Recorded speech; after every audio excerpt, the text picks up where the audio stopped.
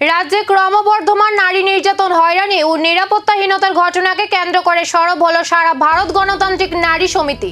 মঙ্গলবার সংগঠনের পূর্ব আগরতলা অঞ্চল কমিটির উদ্যোগে পূর্ব মহিলা থানায় একটি ডেপুটেশন প্রদান করা হয়। এদিন সংগঠনের সদস্যরা থানায় পৌঁছে কর্তৃপক্ষের হাতে স্মারকলিপি তুলে দেন।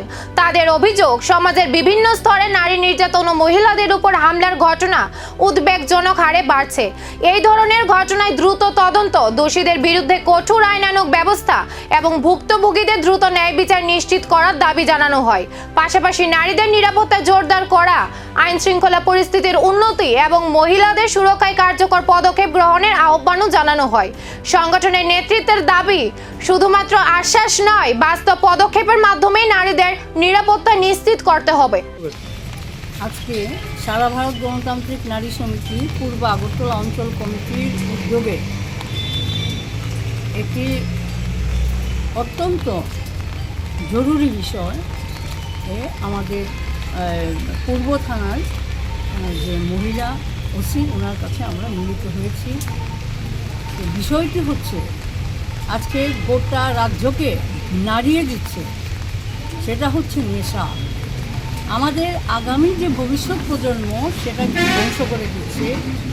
আমাদের আজকে প্রায় বলা যায় অনেক পরিবার তাদের সন্তান সন্ততিদের আজকে অত্যাচারে অতিষ্ঠ নেশা।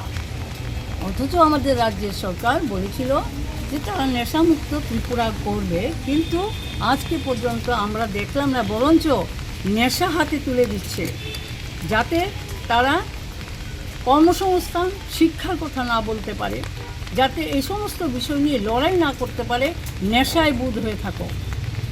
তো এই জায়গায় দাঁড়িয়ে আমরা দেখছি আমাদের এই এলাকা, বিভিন্ন জায়গাতে, বনমালীপুর এলাকা, এই জায়গা বা আরও বিভিন্ন জায়গা আছে, যেখানে আপনারা যদি জানতে চান আমরা বলবো, বা আমাদের এই কাগজের মধ্যেও আছে, আমরা ওসি সাহেবকে বলবো যে কোথায় কোথায় এই ধরনের রমরমা চলছে।